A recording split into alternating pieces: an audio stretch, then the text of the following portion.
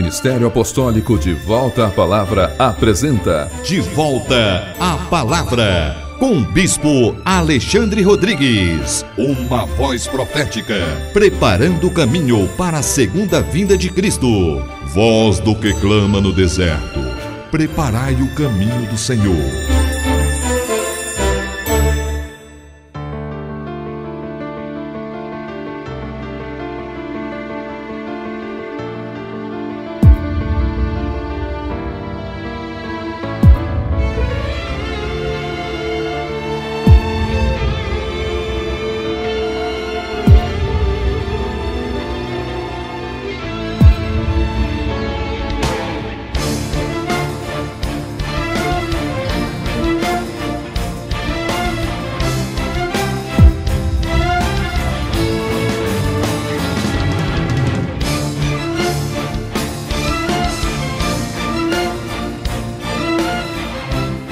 Bom dia, toda honra e toda glória sejam dadas ao nosso Senhor e Salvador Jesus Cristo, ao Senhor da Igreja e a todos vocês que estão em casa, graça e paz vos sejam multiplicadas. Este é o programa De Volta à Palavra, um programa do Ministério Apostólico De Volta à Palavra, um ministério que é comprometido com a verdade de Deus revelada em sua palavra, com a revelação do Novo Testamento, que são os ensinamentos de Jesus Cristo e de seus apóstolos. Nós estamos aqui neste canal, neste mesmo horário, todos os sábados, ministrando a poderosa e rica palavra de Deus, com ensinamentos claros e sólidos, ensinamentos esses que visam alcançar o coração da Igreja do Senhor Jesus Cristo, com vistas à sua edificação. Também vocês poderão contar com nossas igrejas, as nossas extensões ministeriais, aqui em Taguatinga, nossa sede, na QI 4, lote 23, setor de indústria de Taguatinga.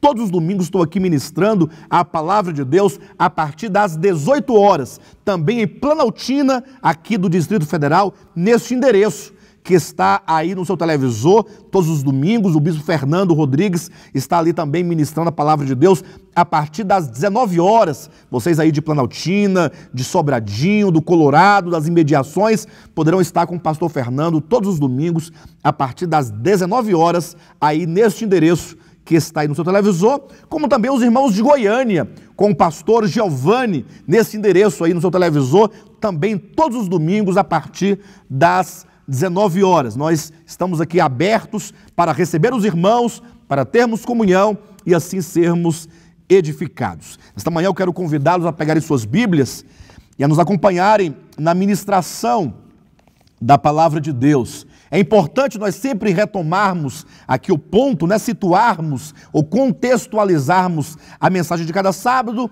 dentro da série em que nós estamos agora abordando, que é uma série apologética. Ou seja, estamos trazendo uma série de mensagens que fazem defesa à fé evangélica. Quando eu digo fé evangélica, eu me refiro à fé que são as doutrinas cristãs conforme se encontram nos evangelhos, não segundo a fé conforme se encontra aí tradicionalmente estabelecida na história. Isso porque desde a primeira igreja cristã do primeiro século, quando ali tínhamos ali os apóstolos como sendo os presbíteros das igrejas locais, ou mesmo os apóstolos que estabeleceram a fé cristã, os fundamentos da fé neotestamentária, de lá para cá a igreja vem sofrendo certamente um desvio descomunal da primeira igreja e ali dos firmes fundamentos sólidos da fé evangélica. De maneira que de 2000 anos,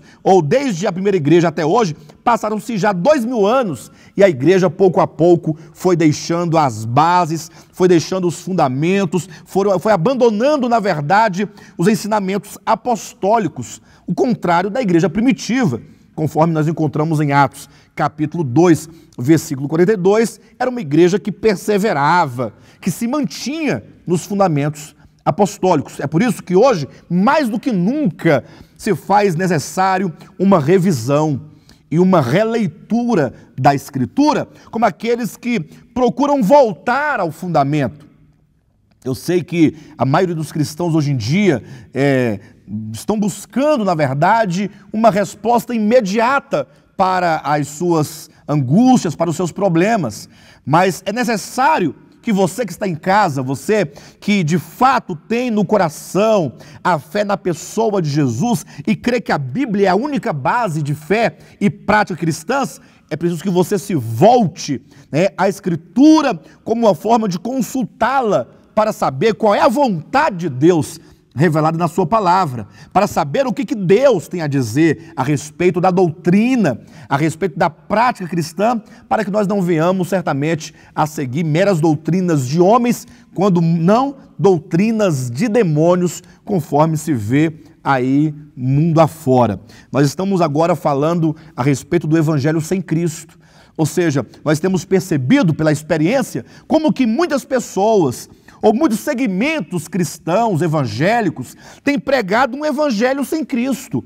Ou seja, têm pregado um evangelho que não é evangelho.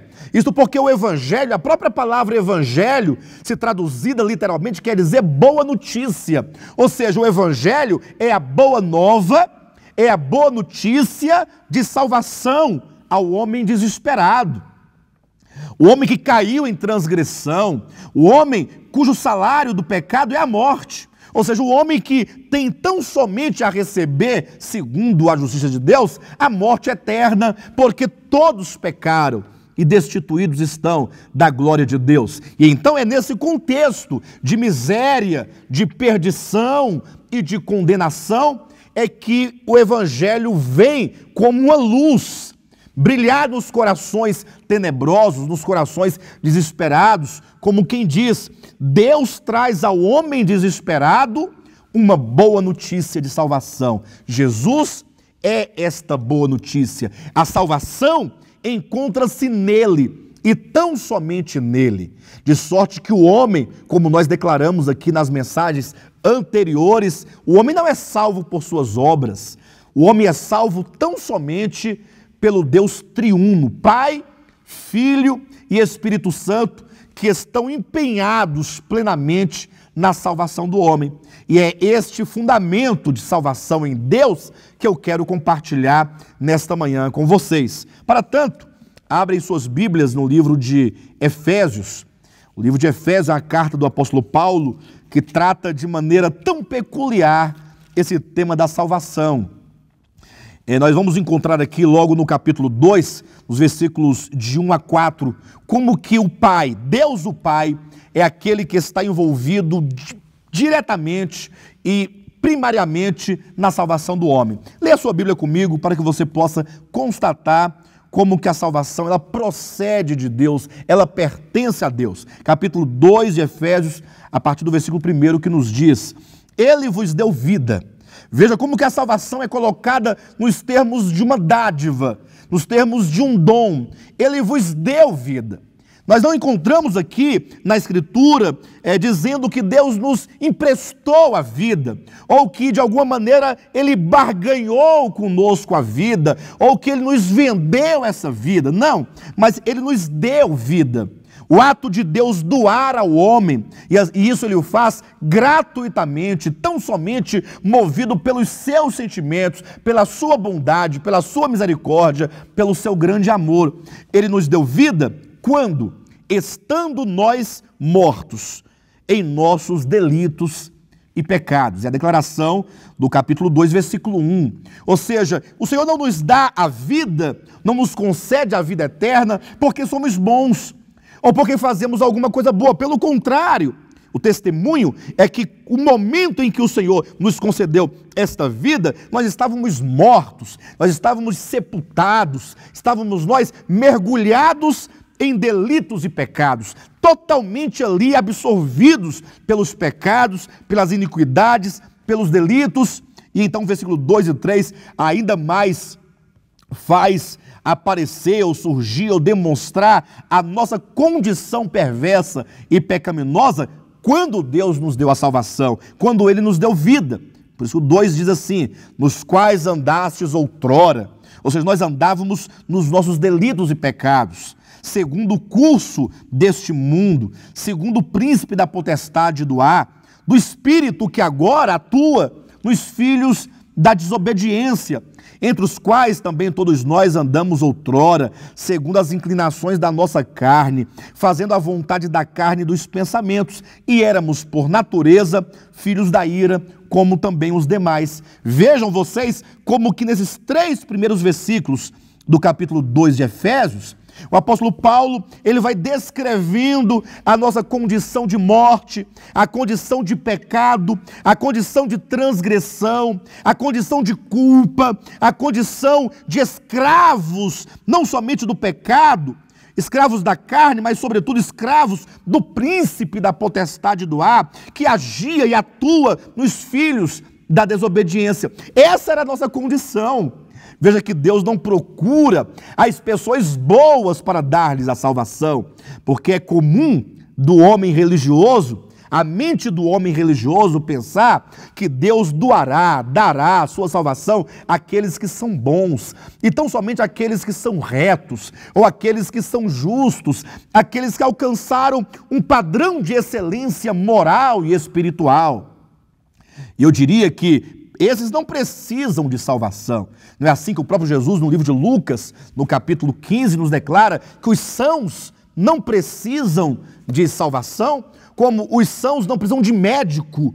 O Senhor veio para os pecadores, para esses que estavam ou que estão nesta condição. É certo que todos os homens compartilham de uma mesma condição. O problema é que o homem religioso, ele tem a presunção de considerar-se bom ou justo, como é o caso de Nicodemos. Nicodemos era um homem que, segundo o padrão da lei, era um homem que agia com excelência em conformidade com a justiça que há na lei. Entretanto, Jesus ignorou completamente qualquer status religioso que ele podia ter e disse: importa-vos nascer de novo.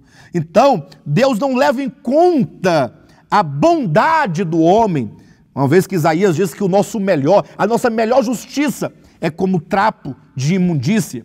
Mas a solução de Deus para o homem, a boa notícia é que Deus dá a este homem, nessa condição em que ele se encontra, Deus lhe dá a vida. Mas por que Deus daria a este homem vida eterna? Se você ler os versículos 2 e 3, em que aqui se descreve a condição desse homem, quando Deus lhe deu vida, você verá que nada há de bom nesse homem que possa atrair de Deus a sua dádiva. É por isso que o versículo 4 diz: mas Deus.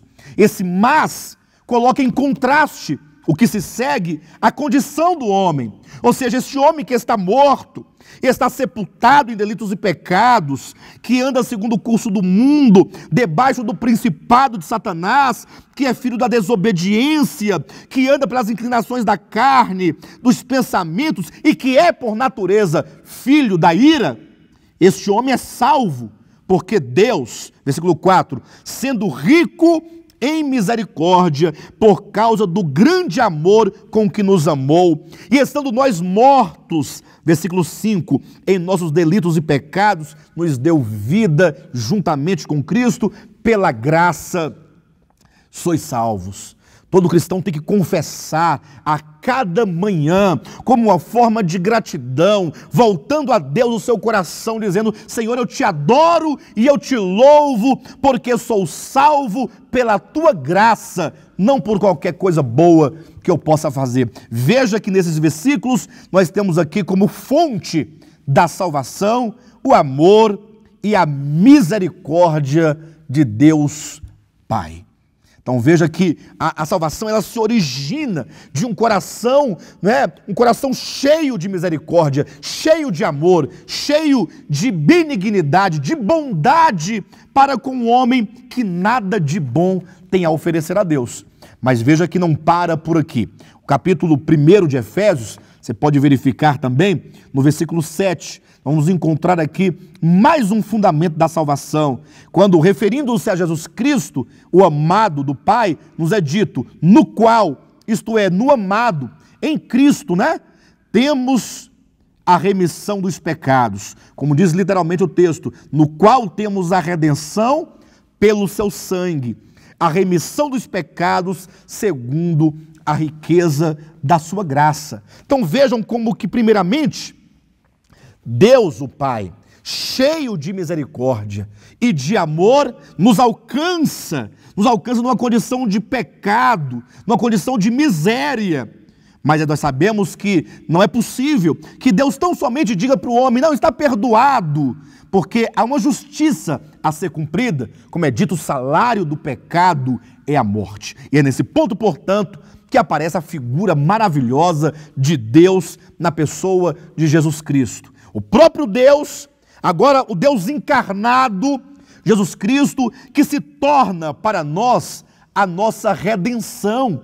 Ele agora é o sacrifício, é aquele que veio para não somente nos resgatar de uma maneira de nos tirar de uma condição para outra, mas ele tem o resgate, ele paga o resgate pelas nossas vidas com a sua própria vida, mediante o seu sangue. A remissão de pecados acontece judicialmente mediante o sacrifício de Jesus Cristo ali derramado na cruz do Calvário, em cumprimento à profecia de Isaías. Na verdade, há tantas profecias do Antigo Testamento, mas a de Isaías capítulo 53, que ali resume de maneira tão plena e tão maravilhosa, quando diz que Jesus Cristo, o Messias, o Cristo de Deus que haveria de vir, foi levado como ovelha muda para o matadouro, e ali então ele levou sobre si as nossas culpas, ele levou sobre si as nossas transgressões,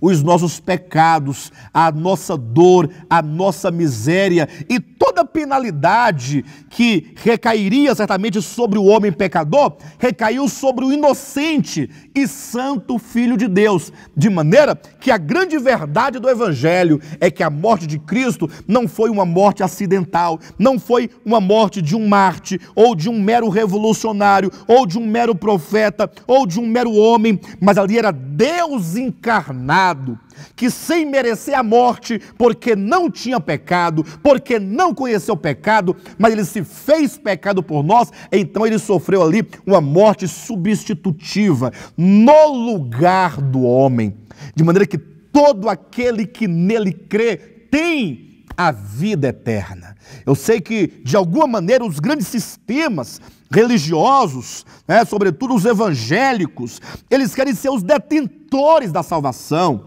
como se a salvação estivesse no homem, ou no sistema, ou mesmo na igreja, e não é verdade isso. A salvação é em Cristo, é na pessoa de Jesus. Nenhum homem é dono da salvação, ou é o detentor da salvação. Pelo contrário, a Bíblia diz: todo aquele que invocar o nome do Senhor será salvo. Então não há distinção entre judeu e grego, porque o Senhor é rico para com todos aqueles que o invocam. Todo aquele que invocar o nome do Senhor será salvo.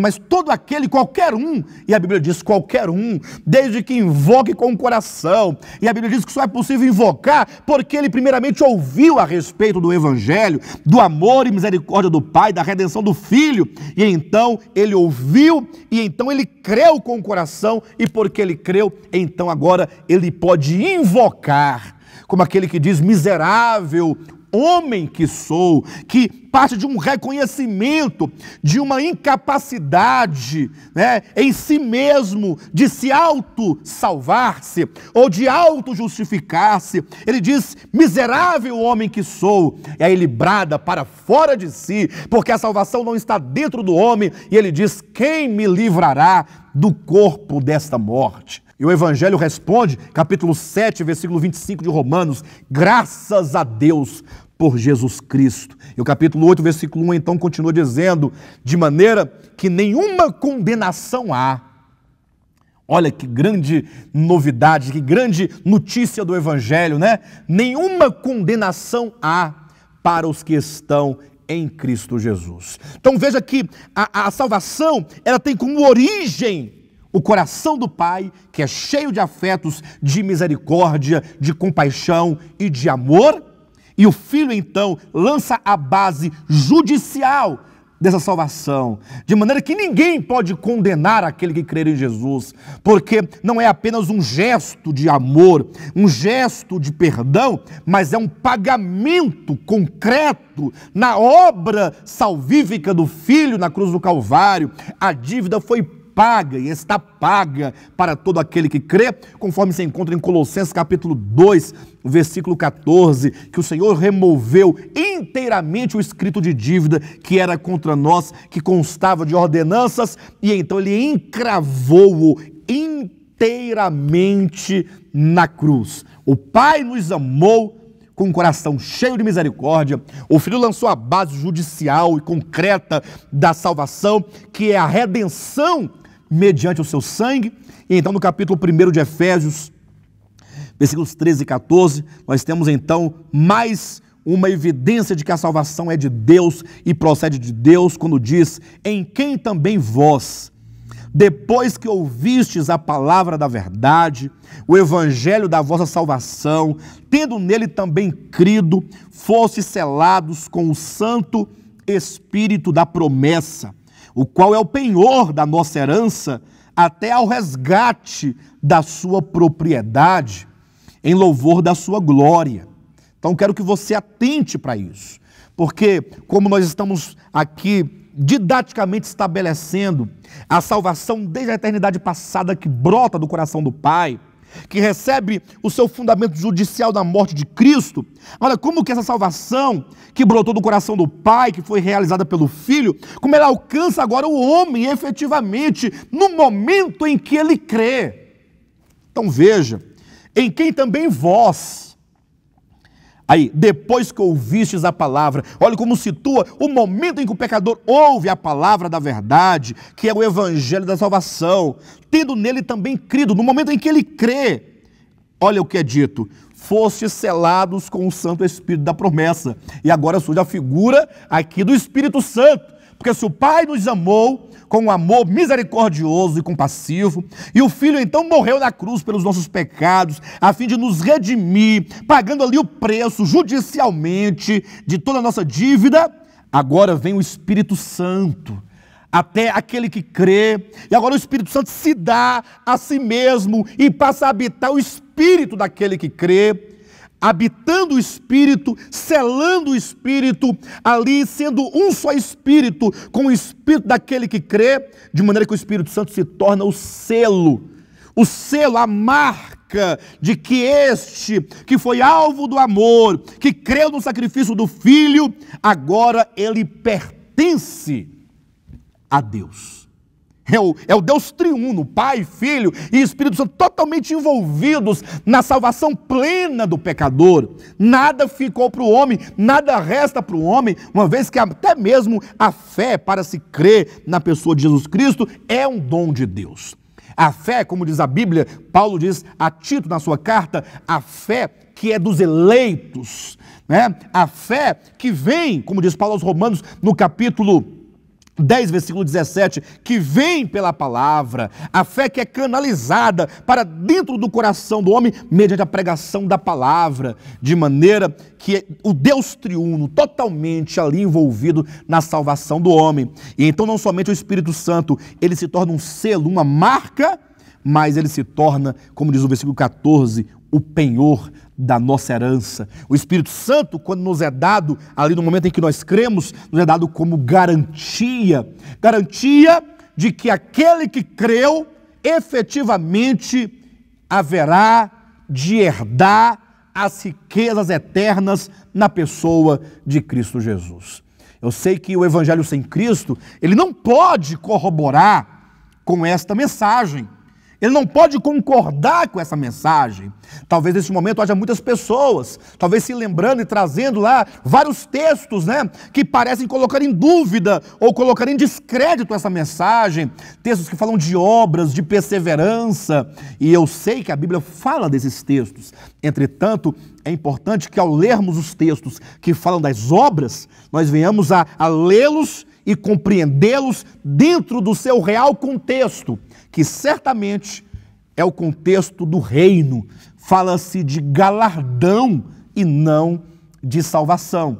Há de se fazer essa distinção entre galardão e salvação. Do contrário, certamente haverá uma grande confusão nas mentes e nos corações. Em outras mensagens posteriores, certamente nós vamos tratar da evidência, né, e da distinção clara que há entre galardão e salvação, entre o reino e a salvação. De maneira que por aqui eu gostaria de deixar impresso nos corações de todos que nesta manhã assistem a este programa, esta verdade de como que o Deus triuno, o Pai, o Filho e o Espírito Santo estão empenhados completamente na salvação. É a boa notícia de que Deus, Ele agora veio salvar o pecador na pessoa do Pai, do Filho e do Espírito Santo, de maneira que desde o Pai, na eternidade passada, com seu amor e misericórdia, passando pelo Filho na cruz do Calvário, no seu sacrifício, até o Espírito Santo que nos cela e se torna a garantia até a nossa entrada eterna, final, na possessão eterna, nós vemos aqui a salvação em todos os tempos, passado, presente e futuro, sendo cumprida e executada plenamente por Deus. Por isso que Paulo diz aos Filipenses, capítulo 1, versículo 6, que aquele que começou boa obra em vós há de completá-la até o dia de Cristo Jesus. É por isso que o evangelho sem Cristo é um falso evangelho, porque em algum momento ele irá responsabilizar o homem pela sua própria salvação, o que certamente a Bíblia não pode permitir. Como diz aqui o texto de Romanos, veja no capítulo 4, versículos 1 em diante. Veja como que o apóstolo diz: que pois iremos ter alcançado Abraão, nosso pai, segundo a carne? Ou seja, o que Abraão alcançou segundo a carne? Carne, aqui nesse contexto, é a sua capacidade moral, a sua capacidade humana, psicológica, física, espiritual, capacidade humana, de fato. O que Abraão alcançou? Versículo 2: porque se Abraão foi justificado por obras, então ele tem de que se gloriar, porém não diante de Deus. Pois o que diz a Escritura? Abraão creu em Deus, e isso, essa fé, lhe foi imputado para a justiça. Ora, o que trabalha, o salário não é considerado como favor, e sim como dívida, mas ao que não trabalha, porém crê naquele que justifica o ímpio, a sua fé lhe é atribuída como justiça. Então, mais do que nunca, você que é cristão, você que crê na pessoa e obra de Jesus Cristo, você precisa reconsiderar esse início. Porque aqueles que não entendem ou não podem entender esta mensagem, eles gastam toda a sua vida cristã querendo ganhar a salvação. Todos os seus esforços e trabalho e labores certamente visam alcançar e conquistar e garantir a salvação. Enquanto que, na verdade, essas pessoas que creem no Evangelho verdadeiramente, elas já possuem a salvação. A salvação já lhes foi dada como um dom gratuito. Agora, basta que eles andem no Senhor em amor para que essa salvação se opere efetivamente. Agora, não numa questão mais de céu e inferno, uma questão temporal ou espacial, mas agora dentro da dimensão da alma, para a sua plena libertação, para que a salvação que já nos foi dada legalmente e judicialmente pelo Senhor, seja agora verdade e verdadeira dentro da nossa alma, de modo que nós somos transformados à própria imagem do Senhor, para que na sua vinda agora possamos não garantir a salvação, porque já fomos salvos pela sua graça, mas possamos agora estar habilitados para reinarmos com o Senhor.